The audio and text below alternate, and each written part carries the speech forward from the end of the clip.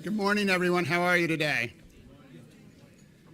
We have an exciting program today, and we're so happy that you're here. I'm Anthony Crowell, the Dean and President at New York Law School, and I want to thank Ross Sandler for his amazing work with the Center for New York City Law, which really is a forum that's about leadership and about building our city and making it a better place. And New York Law School has just done such an extraordinary job over the 20 years since the founding of the Center for New York City Law. And certainly, over the 125 years since it was founded in 1891, and that's why we like to call ourselves New York's Law School. This morning's speaker is no exception to the excellence that New York City is used to in its leadership, and we are so proud to have Vicki Bean here, who is the Commissioner of the Department of Housing Preservation and Development. I'm excited that she's here. I'm going to tell a little story that she doesn't know. But when I started law school, when I graduated from the University of Pennsylvania, I went off to law school, and a friend of mine from Penn went to NYU Law School. I went to American in DC, and she called me, and she said, I have this amazing professor. Her name is Vicki Bean. You would love her. She does everything that you're interested in. And I certainly learned over the years everything, all the amazing work that she's done. And when I joined New York City government in the Corporation Counsel's office, I was doing real estate law. And certainly her work was exceptional. And when I was in City Hall, certainly we followed the work of the Furman Center. So we're particularly proud to have her. And the appointment to HPD couldn't have been a better one in my view. And it was really wonderful to see such tremendous leadership and vision coming into an agency that had done so much in recent history to build the city. HPD, as you know, is the largest municipal housing agency and one of New York City government's most important agencies, and it is a central player in Mayor de Blasio's ambitious affordable housing goals, including creating or preserving 200,000 affordable homes and apartments over 10 years. It's at the center of these ambitious policies, including just this week when Mayor de Blasio announced new plans to increase minority and women business enterprise share in housing and economic development projects. You know, lawyers are critical to housing policy, and our law school with the Center for New York City Law and our Center for Real Estate Services, and so many of our graduates going into jobs that are real estate related and development related, we are very excited to have this presentation today and also to welcome many of those students. I know a number of them are in the room. I want to give a special shout out to one of our students, Robin Lemonier, who is a first year, and she works in capital planning at the New York City Housing Authority. Where's Robin? I know she was exceptionally excited today to be here, and we were talking about that. And this has been her life's work, and it's exciting that we have students here who are doing such great things on a day-to-day basis and really committed to learning and growing in their careers and going out into the world and helping to shape New York City. So with that, I'm going to invite Ross to come back up to the podium and more formally introduce Commissioner Bean, and thank you all for being here.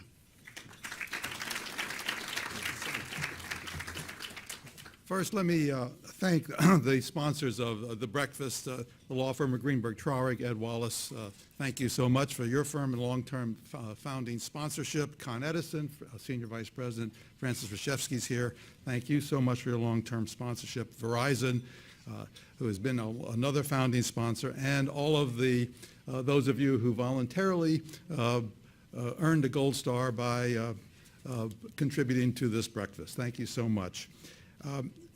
We're delighted to have Vicki Bean here. Vicki is a friend and now is in the position to achieve so much for the city of New York. She's born in born in Oklahoma, grew up in Colorado, went to the Colorado State University, came to New York at the NYU Law School, where she was a Root Tilden Scholar, already a sign of achievement. Went on to clerk for Judge Edward Weinfeld, who remains the model and the standard for federal district judges in the Southern District, then to clerk for Supreme Court Justice Henry Blackmun. Back to NYU, a stellar academic record in land use, environment, property, environmental justice, wrote in many areas, but moved away from the academic isolation into the city, and that's really important for people who have ambition and want to be in New York. She moved over to, for many years, on the board of the Municipal Arts Society, a 123-year-old organization dedicated to livability of the city, and then worked at the Bar Association on many projects, including a very important report on benefit agreements the city enters into with respect to development. And then to a new organization created under Mayor Bloomberg, the Center for the New York City Neighborhoods, created in 2008 to help maintain affordable housing. Her work in all of these areas, including that at the Furman Center, which is the leading source of information and thought on housing in New York City. It's hard to think of anybody who could come into the position she holds today as Commissioner of HPD with the kind of knowledge, experience, exposure, and just simply love and involvement with New York City. We're really lucky to have her as the Commissioner of HPD, and even lucky today to welcome her to this podium to speak to this breakfast. Vicki.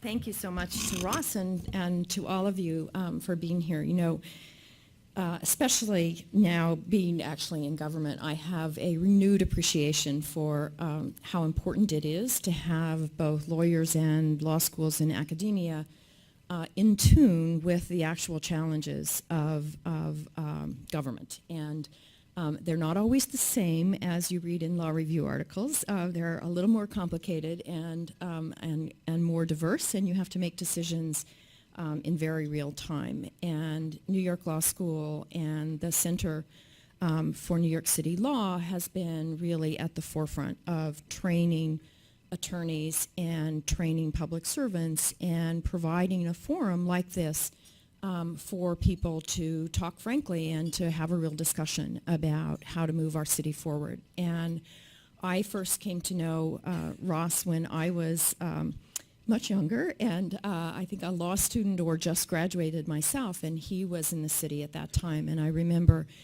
he and I share our love for NYU Law School as well as New York Law School, but at a forum at NYU, I remember just being so impressed by the kind of dedication and thoughtfulness and practicality, but vision that Ross had as a public servant, and it was really an inspiration to me. And so thank you. Some days I blame you for that, but some days I thank you for that. And I've followed these breakfasts and the work of the Center for New York City Law for now 20 years. And I'm really delighted to be here, but I can't tell you the kind of vision and drive and really ability to see how to be helpful to government officials and to government that Ross and New York Law School in general under Dean Crowell, but in history, New York Law School has been just an amazing contributor to city government, and I have enormous admiration for Ross and for the law school and for the center. So thank you for all that you do. So I wanted to talk today about, as Dean Crowell mentioned, we have a very ambitious plan to finance the new construction or preservation of 200,000 units of affordable housing over the next over 10 years, now only about 8 years left. And I wanted to talk a little bit about that, but I wanted really to focus on the work that we're doing, not just to build housing, but to build neighborhoods. And that brings its challenges. It brings, as you undoubtedly have been reading, a lot of controversy about neighborhood change and the meaning of that change for neighborhood residents and the equity of the changes that get wrought. And so I wanted to take a moment to talk about some of those issues. So we did announce this very ambitious, some would say, many people told me when I was trying to decide whether or not to jump into government, that it was a crazy goal. Crazy, ambitious are just, different versions of the same phenomenon or the same disease, I don't know which. But the mayor did announce in May of 2014 the plan for HPD and our finance agency, HDC, to build or preserve 200,000 units of affordable housing. That is enough for more than 500,000 New Yorkers. So it's an incredibly important and ambitious plan, and it was designed from the get-go to really serve a range of New Yorkers, not just people at one particular income band, but to really serve both the very poorest New Yorkers all the way up into the working class that makes up so much of our city's workforce and our city. But I really want to get beyond the sort of the focus on the numbers, which is what people often talk about, but to really talk about not just the number of homes that we're creating, but the work that we're doing to build neighborhoods and to really revitalize, to invest in neighborhoods, often neighborhoods that have been left very far behind. So let me start by just giving a little bit of context. I know that you all know the housing crisis that we face, but sometimes it's helpful to just put that a little bit into context so that I can better explain some of the choices that we've made. We are in a housing crisis, and as you saw in some of the media this morning about increasing rent burdens across the city, there's really been a confluence of factors that have put pressure on New York City's renters and New York City's homeowners, although I'm going to focus mostly on renters. One is just the phenomenal success of New York City and the phenomenal movement back to the city and movement to the city of so many people, the process of urbanization and the return of so many people back to the city from the suburbs. A second cause is really that we have had over the last several decades just incredibly stagnant wage growth and job growth. And while that is a macroeconomic problem in many ways, there are certainly things that we can do here as a city, and we are trying very hard with our Economic Development Commission and our small business services to do that. It is largely a macroeconomic phenomenon. It's a phenomenon across the country, but it is definitely affecting the affordability of housing when wages don't increase. If you pair that population growth, low wage growth, with the inadequate production of new housing, and we just aren't keeping up with the demand for housing in New York City, you get, by definition, rising rents, right? If you are increasing demand, not keeping up with supply, and the wages that are used to pay for rents don't keep up, you're going to get increasing rent burdens and increasingly high rents. And of course, as the Citizens Budget Commission report that was in the news this morning makes clear, the costs of that fall disproportionately and very heavily on New York City's renters, especially our low and moderate income households. This puts that into a pretty sobering picture. If you look at that red line, that is how much median gross rent has gone up over the last 10 years. It's gone up almost 15% in real dollars. At the same time that median renter income has plummeted and then stagnated. And so that, in a word, it really encapsulates what we mean by rent burden. If your rents are going up and your income is going down or staying stagnant, you are going to feel the pinch and you're going to feel the housing crisis.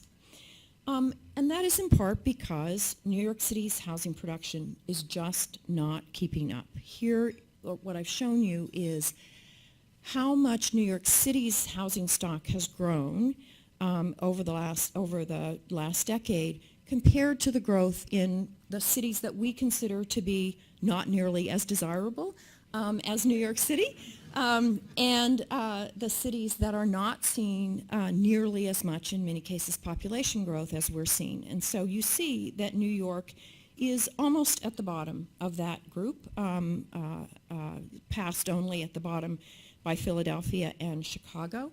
But if you look at not just the Sunbelt cities, not Miami, but you look at Boston or even San Francisco, which is known as one of the highest cost markets in the world, you see that we are not keeping up in terms of providing more housing.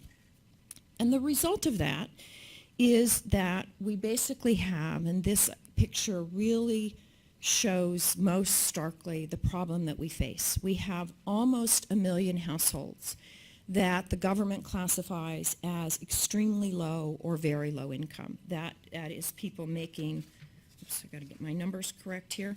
That is people making less than 50% of their income in rent.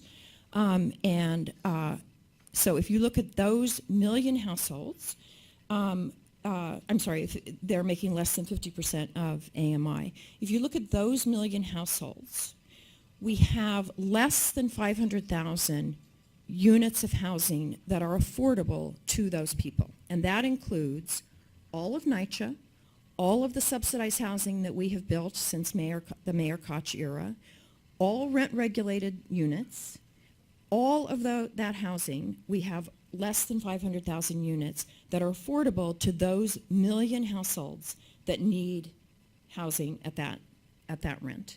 So that shows very starkly the problem that we're facing. Okay, so to try to address that, obviously we need to build more, and we need to preserve what we have. We have a tremendous stock of affordable housing already, both in NYCHA, both in our subsidized housing and, of course, in the rent-regulated and private market stock, and we need to preserve the affordability of the housing that we already have. And so one question is, okay, how are we doing? And I just have to get that out before we go on to the problems that we face. But we're doing, if I can say so myself, darn well. So 21 months in, we have closed on the financing of more than 30,000 homes, 15% of the plan's goals. We've closed on almost 12,000 new units. We've preserved another 18,462. And I'm happy to say that almost 90%, 86% of the homes that we've financed over since January of 2014 are for the extremely low and very low and low income families, those making less than $62,000 for a family of 3. So we're obviously buoyed by the incredible strength of the market, and we're very grateful to that. But I think one of the things to emphasize here is that the kind of production that's required, so for example, in the last fiscal year, we financed over 8,000 new homes in a year, and that was almost a 70% increase on the average production over the last 15 years. So it's a monumental ask to build that degree of new construction units, much less to preserve all that we are trying to preserve. We face a lot of obstacles, especially on the new construction front. And I like to think of those obstacles as an opportunity, but let's talk about them first as a problem. The problem is that when Mayor Koch started to build affordable housing and really to invest in the city and to invest in the city's low-income families, we had a tremendous stock of city-owned land. Unfortunately, as you remember, or as some of you will remember, there was massive disinvestment. Owners walked away from buildings right and left. Buildings were taken by the city in tax arrears, and we had a huge stock of land that we could put back into use. We could rehab, we could put back into use for affordable housing. We have very little of that left, which is a tribute to those who have gone before me at HPD. But we have very little left. We have, to be blunt, enough for about 16,000 new units over the remaining 8 years of the housing plan. To open up additional land, either city-owned or privately owned land, we will need to make massive investments in the kinds of infrastructure and resiliency investments that are needed to make that land developable. And buying a lot of private land, or having our developers bring a lot of private land to us, is also not a terribly viable strategy, because land costs are increasing incredibly rapidly. 34% over the last 5 years in Manhattan, almost 100% in Brooklyn, and 50% in Queens.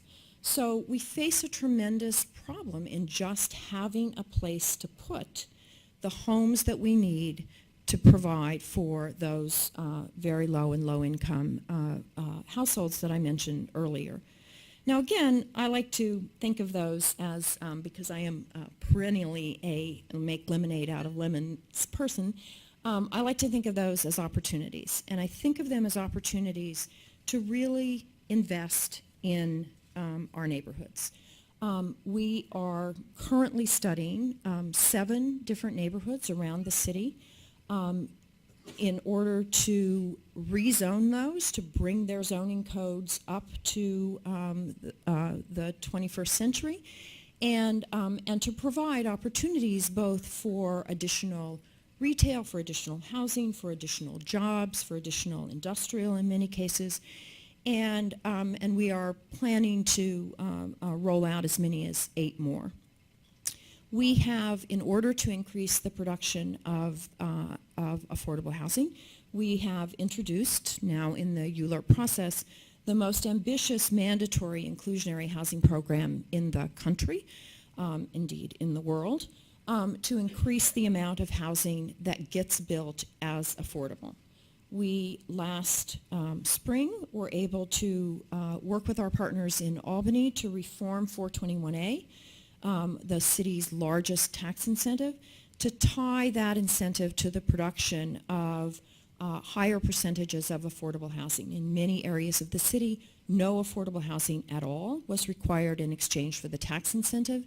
Now, under the new program, any builder who builds using a tax incentive will have to provide between 25 and 30% affordable housing everywhere in the city. We've made our voluntary inclusionary policies easier to use in order to encourage production under that program. And we've introduced, again, now in the ULURP process, we've introduced ZQA, which stands for Zoning for Quality and Affordability, and is really meant to ensure that, as many of, where's Mark Ginsburg, and many others in the room will tell you, even the existing zoning code, the ability that it gives people to build often cannot be used, because what are called the envelope constraints on the housing is so tight that you can't even use all of the floor area or all of the zoning capacity that is in the current zoning, much less in any upzonings. So Zoning for Quality and Affordability tries to tweak the zoning code in a variety of ways to allow better quality affordable housing, and to allow affordable housing to use all of its development capacity, and to provide for a broader range of senior housing. Under our current zoning code, we have very limited ability, actually, to provide senior housing of different kinds. So all of those things we are trying to use in order to increase, basically, the ability to provide new housing across the city. They are controversial, to put it mildly, and I want to address some of those controversies today. But again, I want to start with one of the things that I am proudest about the Housing New York housing plan is that it made very clear from the get-go, from the very first words of the plan, that we weren't just about building units. We were about making neighborhoods better, making neighborhoods more vibrant, making neighborhoods more diverse, making neighborhoods more livable. And we have done that, of course, over the last many decades, over many, many administrations, across many neighborhoods, and we see tremendous improvements in so many neighborhoods across the city. But some have been left behind, and this is an example of East New York looking into Brownsville. And, you know, it looks in many ways, those empty lots, those forbidding empty lots that people have to walk through to get to the subway, look like a no man's land. We have in many cases not invested in many of the neighborhoods like East New York or Brownsville in the way that we've invested in other neighborhoods, and that needs to be changed. It's not fair. It's not right, because in those neighborhoods live so many wonderful and talented people who need the same opportunities that other New Yorkers in other neighborhoods have. So what we have really tried to do, and this is an example of some of the work that we're doing, is this is the work that's some of the buildings that are being built now along that exact corridor. In Livonia Avenue. We have one building, one phase, the first phase of that development already underway. We've awarded the RFP for the second phase, and eventually there will be 3 phases that bring hundreds of new affordable units to the neighborhood. But as importantly, they bring community facilities, they bring retail, they bring life on the street, they bring safety in numbers, and they bring just a vibrancy and a diversity to the neighborhood that is, as I said, the right thing to do. It's the right thing to do because of the people. It's the right thing to do because of the law. We are under an obligation from the Fair Housing Act to invest fairly and equitably in all of our neighborhoods to make sure that people in every neighborhood have the kinds of opportunities that they deserve. So let me give just one example of what we're talking about. East New York, where the first 2 phases of the Livonia Avenue development are. East New York is a community that in many ways has been left behind. If you look at the poverty, 32% of its households are living in poverty compared to the city as a whole, where 21%, already too high, but certainly a lot lower than that 32%. And if you compare it to our best performing community districts, where we see poverty of only around 6%. Unemployment is also incredibly high. 14% of the workforce is unemployed in East New York compared to only 11%, or not only, but 11% in the city as a whole. And the results and the outcomes of that are stark. You see children's asthma hospitalizations being incredibly high. 50 hospitalizations per 10,000 children between the ages of 5 and 14. Coming out of that community district alone compared to much lower numbers in other communities and in New York City as a whole. So we've embarked on a rezoning effort in East New York to try to bring additional investment and bring jobs and more vibrancy and more housing into East New York. This is an example of Pitkin Avenue, where we've been working with the community to re-envision some of the very low density and gap-toothed development here, and really have worked with the community for a vision to revitalize that avenue to provide housing and retail and jobs.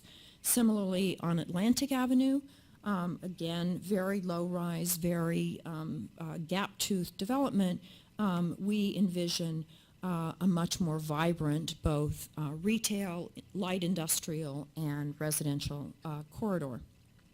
So this is the kind of work that we think we should be doing in neighborhoods across the city that have not gotten the investment that they should be getting. But as I said, it's controversial. And it's controversial largely around the question of who benefits from the development that will come, that we hope will come, as a result of the rezonings and as a result of the investments. People worry that the existing residents of those neighborhoods that are seeing substantial investment, especially the poorest residents, will not share in the benefits. They worry that they will be displaced as the neighborhood becomes more desirable. They're concerned that the improvements and the investments that we make will not be targeted to them, will not be consistent with their vision of the community, and that they will be ignored in the kinds of retail, the kinds of jobs, the kind of investments that get made. And they worry that even if we build affordable housing, that it won't be affordable to them, that their incomes will be too low, too high, that they won't qualify in some way, or that so many people will be applying for our housing that they will be shut out. So all of those things generate the kind of controversy that you're reading about in the newspapers, that you're seeing in the media, or if you've been to some recent community board meetings, that you're seeing in real time. And so I really want to take a moment to talk through some of those real concerns and to try to explain some of the things that we're doing to try to be sure that the development that occurs in these neighborhoods is inclusive and benefits the existing residents. Now, I want to start by saying, excuse me, I want to start really by focusing on displacement, because it is in many ways at bottom one of the hardest of the problems to try to tackle. Displacement means many things to many people and can be defined very, very broadly, but I'm going to define it for my purposes today as really being about the situation that occurs when current residents feel that they have to move, and they have to move not because they're at a different life cycle or any of the reasons that people normally move, but that they have to move because the neighborhood that they would otherwise be able to stay in has suddenly become unaffordable. And at the same time, that other low and moderate income families that are looking for places to live and would otherwise have come to that community no longer are able to afford housing there. Displacement is harmful in many ways. People have invested decades, in many cases, in their homes, in their neighborhoods. They've been there through thick and thin, and suddenly they feel like they're being pushed out of the neighborhoods that they helped to build, and that are in many cases critical to their identity, to their networks, to their culture, to their homes are there, their churches are there, everything is centered around that neighborhood, and suddenly they feel like they have to leave. Similarly, individuals and businesses, when they leave, often have to move to less desirable locations, less desirable in terms of school quality, in terms of safety, in terms of all of the things that matter when people move. Homeowners worry that they won't be able to bear the increasing taxes or the increasing expenses, and that they will end up selling before they can start to reap some of the advantages of increasing property values in the neighborhoods. And they feel like current residents will be unable to enjoy the benefits of the revitalization. The new stores are too expensive, the jobs aren't available to match their skill sets. They won't enjoy the fruits of all the investment that gets made in the community. And of course, those problems are going to fall most especially on the poor and minority residents who have fewer alternatives when they do move. So let's talk about the relationship between investments in neighborhoods and that displacement. And I'm saying between investment. We could also talk about gentrification, we could call it revitalization, we could call it any number of things. But the bottom line is that if we're investing hundreds of millions of dollars in a neighborhood, we're doing it to make the neighborhood get better. We want it to be a more vibrant, a more vital place, right? That's the point. And so as it gets better, it will become more desirable. That's why, one of the reasons why we're doing it. And so any time that we make investments in a community, we're going to see that neighborhood, if our investments are well targeted and well executed, we're going to see that neighborhood become more desirable. So the question is, what's the relationship between our making investments in a neighborhood to make it more desirable and the problem of displacement?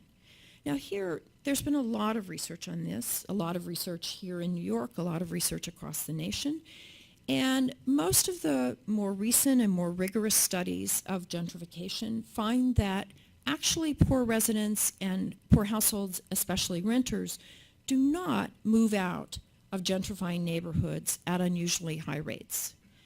Low-income families face an enormous amount of housing instability no matter what. They move at higher rates than wealthier people. But most of the research shows that renters move away no more often, and in many cases less often, in gentrifying than in non-gentrifying poor neighborhoods.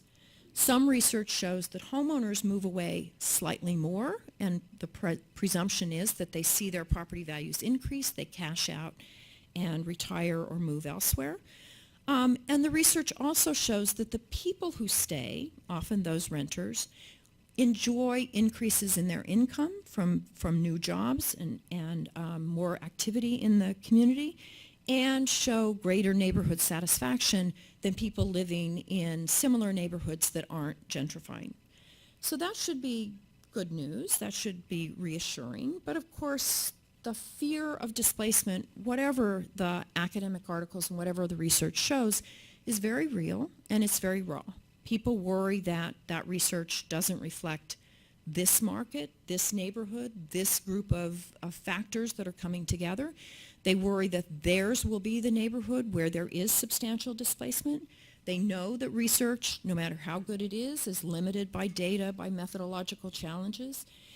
And low-income people, as I said, face a lot of housing security across the board, so they are going to feel insecure when neighborhoods are changing. And even if people aren't displaced, the people who are coming in may look different, may be wealthier, may have different demographics, may have different interests and desires. And so they worry that even if they stay, the demographics, the look and feel of their neighborhood, the sense of the neighborhood may change.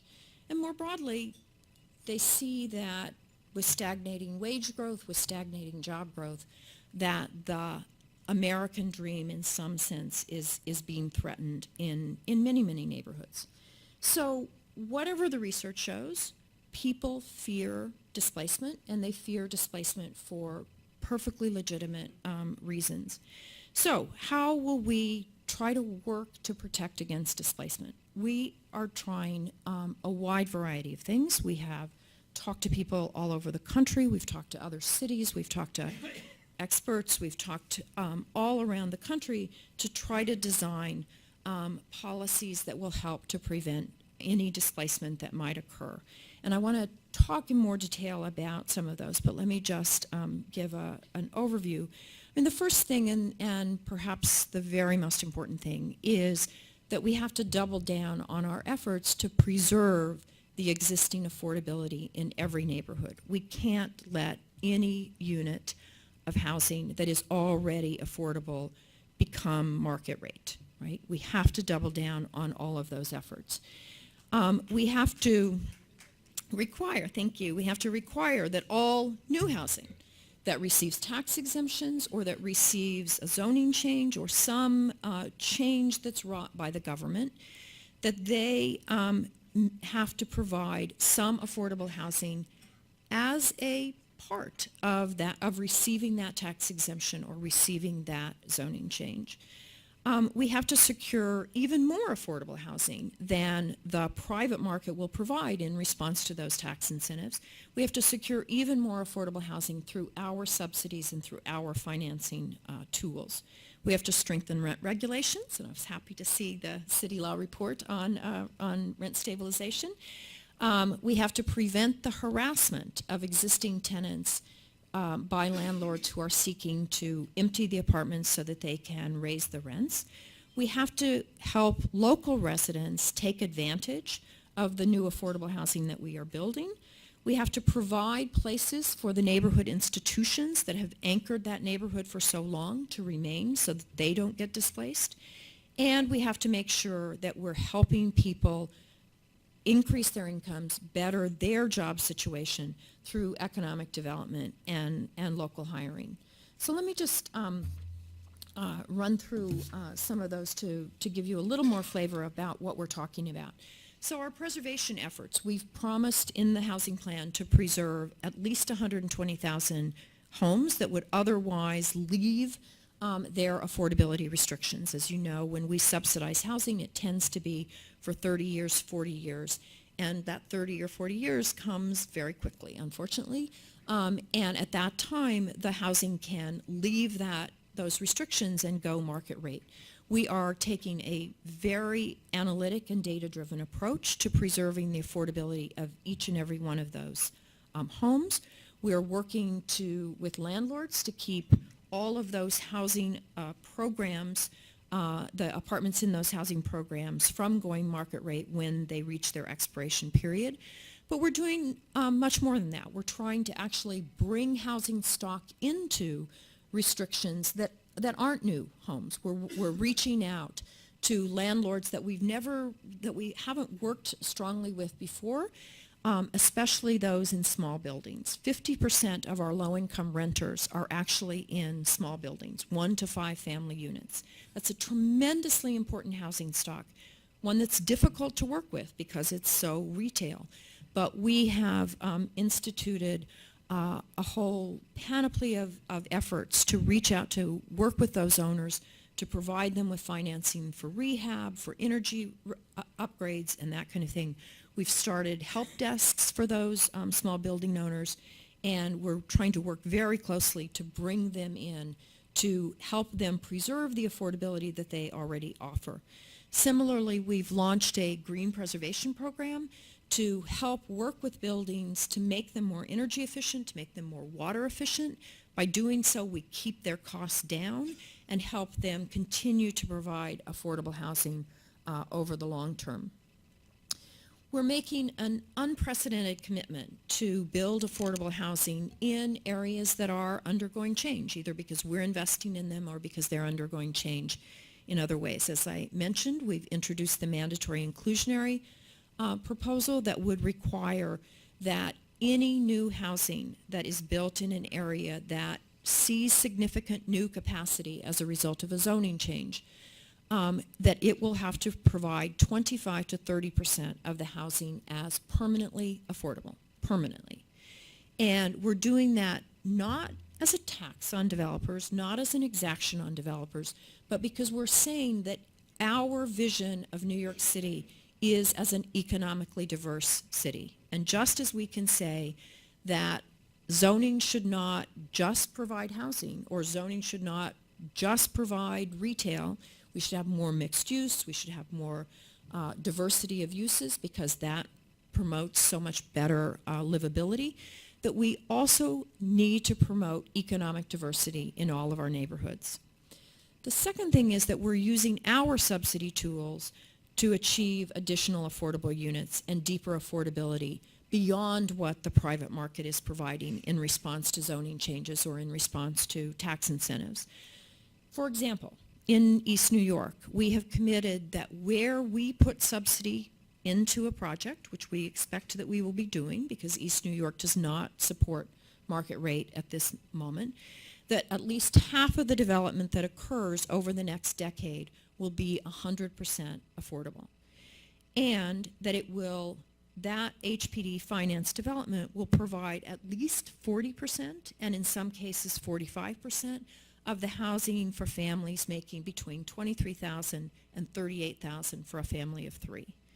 And we have promised that we will break ground on construction for over 1,200 units of affordable housing within 2 years of the rezoning being passed.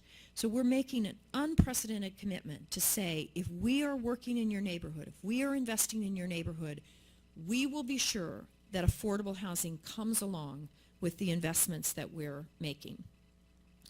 We're working very hard to strengthen rent regulation, which ensures affordability in so many of our changing neighborhoods. As you see here, the areas that are the darkest green are the areas that are most dependent upon rent regulation, and they are many of the areas that are seeing enormous changes and enormous, what many would call, gentrification.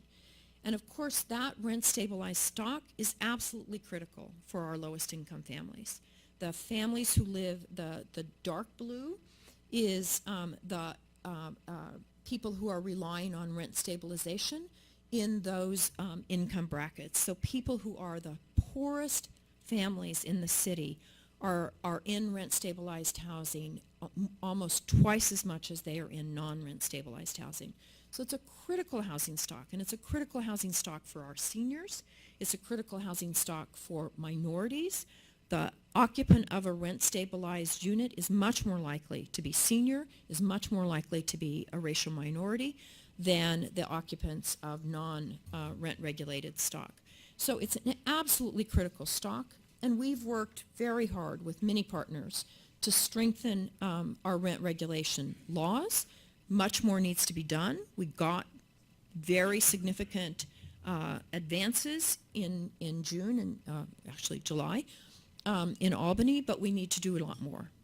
We got the vacancy decontrol raised and indexed for the first time ever, but it needs to be raised even higher.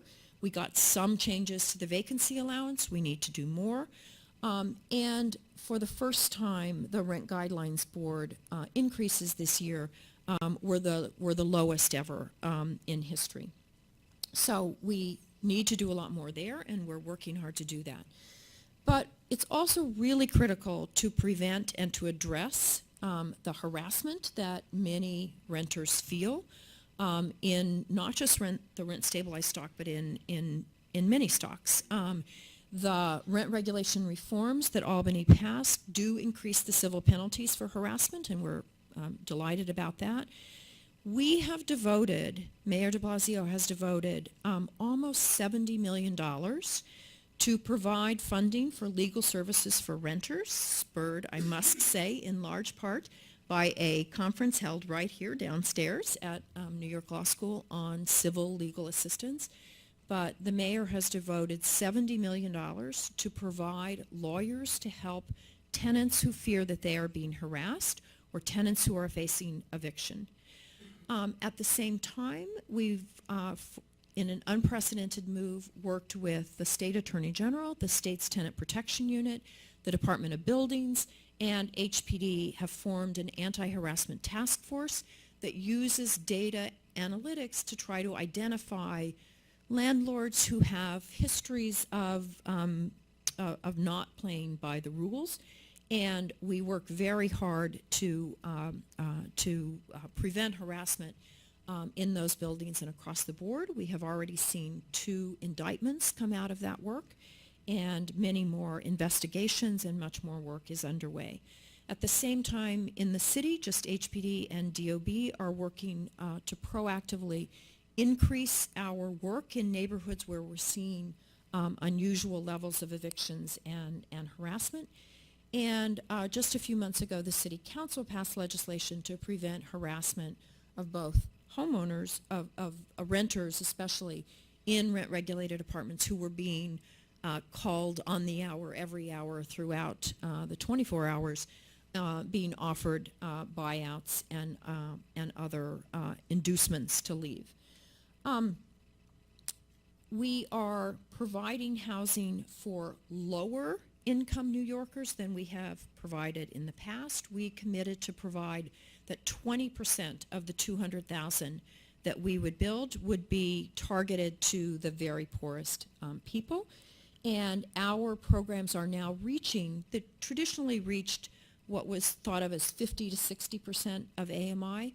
Our programs, both 421A, the mandatory inclusionary, and our own term sheets reach down to 40% AMI. Our term sheets reach down to 30%, which runs as low as $15,000 for single adult households. We're providing housing for a broader range of incomes because, as I said, many of our working family, our workforce housing, our workforce families are having trouble also, and so we are stretching our housing both down and a little up so that it provides economically diverse neighborhoods and does not concentrate poverty, and addresses some of the concerns about displacement, that people's kids can't come back to the neighborhood, their parents can't live in the neighborhood because there's not a sufficient range of housing available at different income mixes. Why don't we go even deeper, which is a constant call? Going even deeper it's just simply economics. It's just simply a trade-off. The cost of going deeper is so high that we would either need hundreds of millions more for housing, or we would have to reduce the 200,000 unit count. And we believe that just getting a lot more housing out into the market will serve everyone's interests best. And I have to say here that we're really hampered by what's happening in Washington. Traditionally, we relied on Section 8 vouchers to provide some of this lowest income housing, and that voucher budget has been dramatically slashed. That's only part of what we're doing. We're also working to improve NYCHA, as you know. We have very vibrant, very robust homelessness prevention efforts. We're working very hard to provide more supportive housing. We have broader economic development strategies, and we know that housing alone is not going to be enough. One thing that we're doing that I want to just mention before closing is that we're really working hard to make sure that the people in the neighborhoods and the lowest income people do get into the housing that we're building. Many people complain that they can't meet our income guidelines, that our programs are bureaucratic, which because it's federal regulations, they are very bureaucratic. So we have a community preference that gives preference for residents of the community board for 50% of new construction units. We are working very hard to increase the marketing and to provide counseling to families about how to get their finances in order, how to go through the application process. We're using housing ambassadors to do that. We've translated all of our materials into 7 different languages. We're providing financial counseling services to help people repair credit records. So we're doing a lot to be sure that people get into the housing that we're providing. So let me just finish up by saying that, this is part of a broader approach. And the broader approach is we want to work with communities to be sure that what we're investing in a community is serving that community's needs, and that what we promise a community gets delivered. So we have segregated funds that make sure that the housing gets, that the investments that we promise get made, and we are working very hard to make sure that our investments serve the needs of the community. So the bottom line is we have a multi-pronged strategy to ensure that the development that happens as a result of our work will be inclusive, that we use the investments to meet the needs of the neighborhoods that traditionally have been underserved, that we encourage all residents to be part of the planning and part of the visioning, that we ensure that growth is always accompanied by affordability, and that we mitigate unintended consequences for those who may be vulnerable to displacement. So that is a very broad-reaching effort, but it is formed with the basic belief that we have to shape development rather than just react to it, and that too much of the discourse is about stopping development. You don't stop development in a city like New York. So our approach is let's work to shape it to serve the interests of the neighborhoods across the city. So thank you. I'm sorry that was a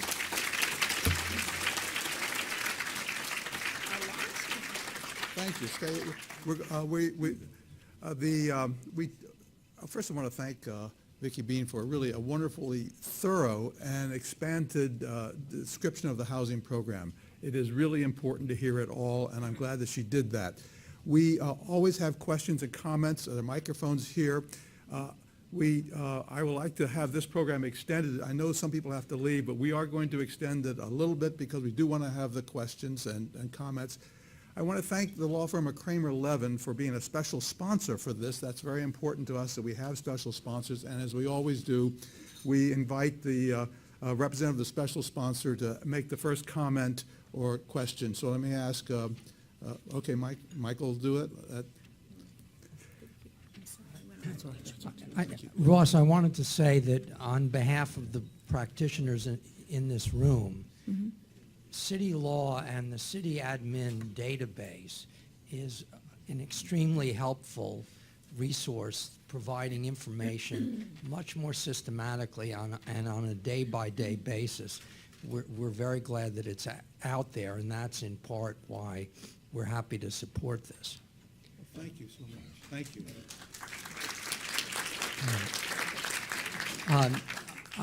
I think those of us in this room have been somewhat perplexed by the intensity of opposition to the ZQA amendments, because we understand your point that the reality is that if you're against those amendments, you're against affordable housing, because it's very hard to fit it into that envelope without those enhancements.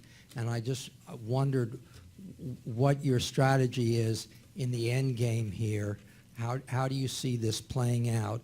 And is there a role for those of us who understand the issue to help get you over the finish line? Absolutely. I'm counting on you, Michael, and others in the room. So, look, change is hard.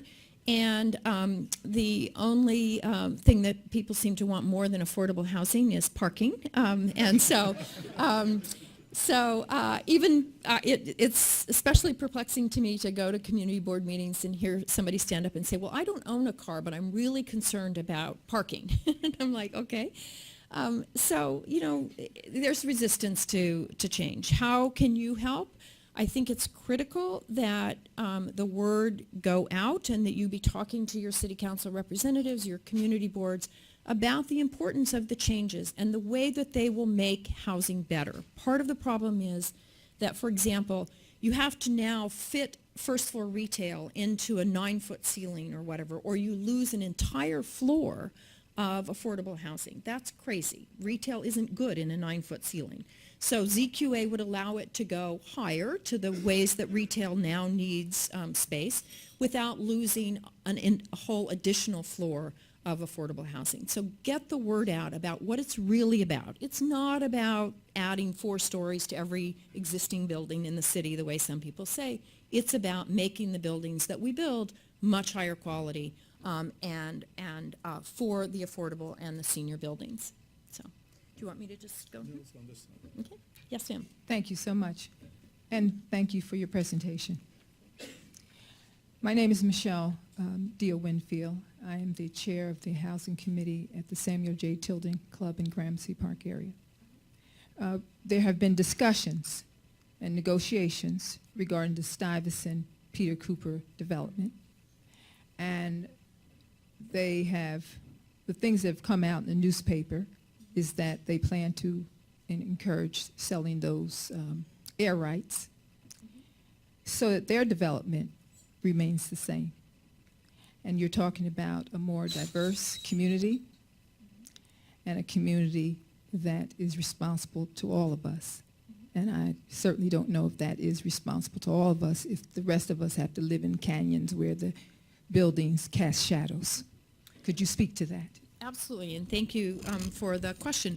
So it has been reported that that those air rights are going to be transferred or whatever. That what was agreed to in the negotiations over preserving the affordability in Stuytown was that the city would support in the public process some possible transfers of air rights across the street and down the street from Stuytown. But we made very clear it has to go through the normal process, the environmental impact review, it has to go through ULURP, it has to go through the community boards, it has to have the support of the electeds and the support of the community before we would support that, right? So it is not a done deal. As you know, you have to find a landing place for those air rights, and that has to be approved through the public process. So all we agreed to do is to let them discuss whether they should transfer those air rights across the street, down the street, et cetera. So otherwise, they can use the air rights in any number of ways already. This would allow some more freedom in the use of air rights, which, as many people in the room know, I have been an advocate of allowing greater flexibility in the use of air rights across the city. But all we committed to was that the normal public process would be engaged as to whether or not those air rights could be transferred. Okay? Thank you. Hi, Hi, my name is Karen. I live in HDFC Housing in Hamilton Heights. I'm the treasurer of my co-op board. And there's been a lot of discussions about a regulatory agreement for HDFC Housing. And our dam tax will be expiring in 14 years, in 2029. So right now, we don't pay market rate property taxes. We pay below. We don't have any liens on our building. We have a healthy reserve. We don't have a mortgage on our building. But there are some people in our building, it's a 20-unit building, it's not that large, and we're self-managed. And so the question I have is that in terms of reselling the property, will you be capping that if we entered into a regulatory agreement in, let's say, the next 14 years? I had some discussions with Mark Matthews about that, and he had told me that there's, something in the works, but it's been somewhat difficult because some people do have mortgages. Yeah. So, we believe that when people benefit from very low, from first of all tax exemptions and from very low purchase prices in many cases, that they should not be able to just sell completely at market rates, that some of that should be returned back into the affordable housing programs. So we are working to design those kinds of programs for programs that are expiring in the future like that. So there will be, those programs are being refined and worked out. We're experimenting with land trusts. We're thinking about a variety of things. Yeah, it's just that we cannot sell below what we purchased for. That would be a short sale. So, thank you. No, we wouldn't. Thank you. Hello, Michael. How are you? Michael Gruen, City Club of New York. I doubt very much that there are many people in this room or in the city of New York who don't approve very strongly of affordable housing and even super affordable housing. What I wonder and have difficulty There's with... always a but. Well, how do you reconcile a program that gives, let's say, a zoning bonus in exchange for providing affordable housing with the relationship and tests of Nolan and Dolan, and particularly the Kuntz observation, call it, that exaction and a voluntary agreement are really the same thing? So we're not giving bonuses, Michael. We are rezoning neighborhoods, and we are insisting that when we rezone neighborhoods to create significant opportunities for growth, that growth has to work to achieve economic diversity. Just like we can say, when we rezone a neighborhood, it's going to be mixed use. We're not going to just rezone for a bedroom community with no retail, no jobs, et cetera.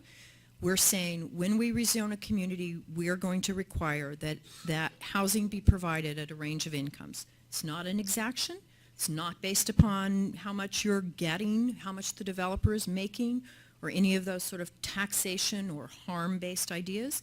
It's just simply a basic land use rationale that our city has to be economically diverse. That's what makes it, that's what gives it its competitive advantage. That's what makes it the attractive place that it is. Is that true under existing programs? You mean the voluntary? Yes. The voluntary is a different animal because no developer has to take a voluntary program. So it's a different animal. Thank you. Yes, good morning, Commissioner Beam. My name is Thomas Lopez-Pierre. For disclosure purposes, I'm a candidate for City Council. I wanted to talk to you about the affordability and the fear in communities like East New York.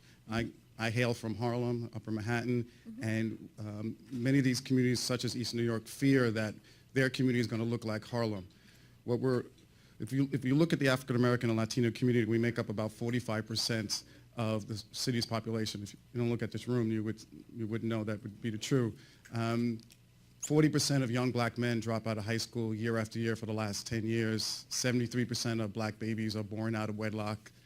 And so my question is, the amount of affordability that you're putting aside doesn't seem to be targeted towards this large mass of people that represent the population of this city. The fear is that East New York is going to look like Harlem in the extent of it being an extension of the Upper West Side, where it's going to get wider and wider and wider. So my question is, what are you going to do to make sure that a neighborhood like East New York remains a black neighborhood and a neighborhood that's for the people that live there and doesn't become a dumping ground for white folks that can't afford to live in Manhattan? Thank you.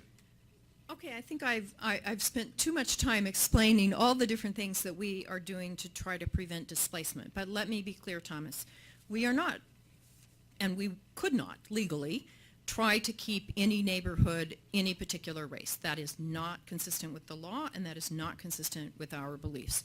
We are trying to ensure economic diversity, and with economic diversity usually comes racial and ethnic diversity in all of our communities. Paul Selver, Kramer Levin. What is the city's plan? Is there a plan B for 421A if the industry and the unions cannot agree in January? I think it's January. Life will go on. There was life before 421A. There will be life if 421A fails. We have many tools. We are very good at being creative and coming up with new tools. It would be unfortunate. We've worked very hard to refine 421A. And of course, everybody who does real estate knows that the most important thing in real estate is certainty. And for all of this to be so uncertain for so much time is poor government. Let's put it that way. But life will go on. We will survive, and we will still deliver our 200,000. So not to worry. Yes, Daniel Bernstein, Venable. And at first we were afraid, we were petrified, but we'll go on. We'll figure out with 421A. Paul stole my question to an extent, but there's been a lot of, I greatly appreciate the attention and energy that have been devoted to the many components of the affordable housing plan, the new construction, the preservation, and simplifying things like the voluntary inclusionary plan. And I think there's an intention to simplify the 421A application process, make it a post-completion process. Has there been any thought about J51 simplification, since there's going to be a certain amount of conversions of existing structures from non-residential to residential with affordable? And there are times I've felt when HPD is acting as DOB in a certain way, and it isn't a more onerous process. Just in terms of simplification, that might be a thought. Yes. To address. So thank you for the nudge. I appreciate that. We are working across the board to make our processes more friendly, more efficient, and faster. And J51 is, I believe, next on the list after 420C. I don't know if you've seen our new work on 420C. Look, I want to say something about that, and also ask for your help. And that is that, you know, governments have a hard time investing in the foundations, right? The infrastructure, the IT, all of those things that are needed to make life efficient. And when I was appointed, you know, I found myself facing one of our biggest challenges was moving the J51 records off of a Wang computer.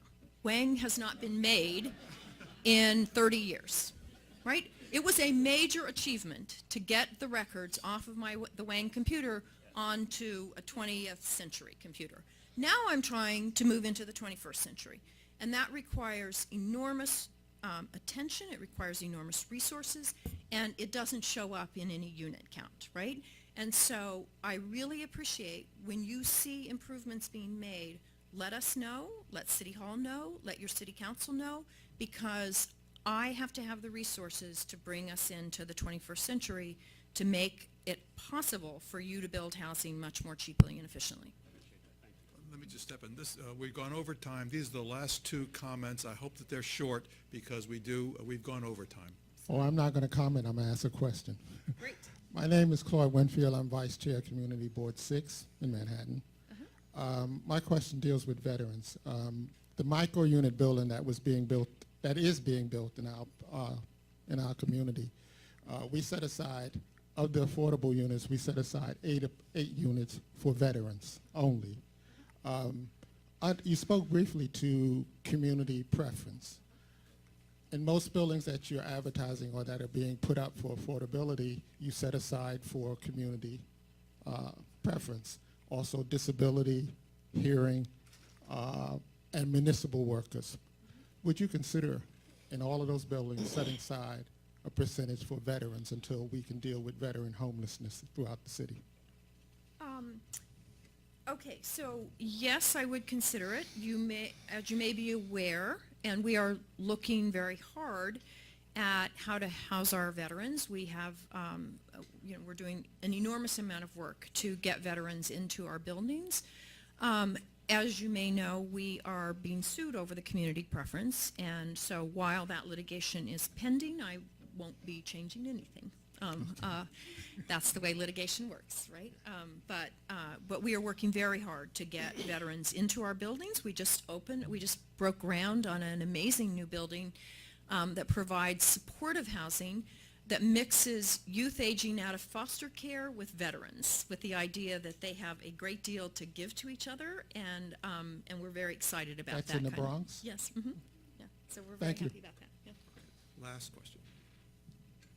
I have two short comments. A, thank you for the non-portable Section 8 voucher. And B, regarding your proposal, you need more Section 8 buildings. If you get more Section 8, if you get more Section 8 buildings, From you your can get lips more to homeless God's people off the ears, street. or from your look.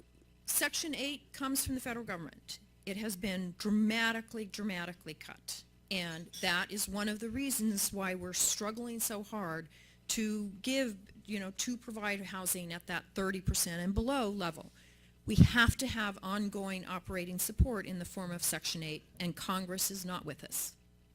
We need you to tell that to Congress, to higher powers, whoever it takes to get those Section 8 vouchers. I'm sure that'll be changed under Bernie Sanders in the next 2 years. Thank you.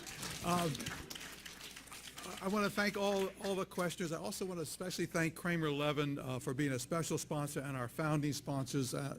We really appreciate the loyalty. I also, even though it's late, I want to thank the staff of the law school, Brian Kasuba, the assistant director of the center, Lillian Valley Santiago, Jesse Deno, Michael Twomey, and Jessica Brownstein. They've all been wonderful in making this together.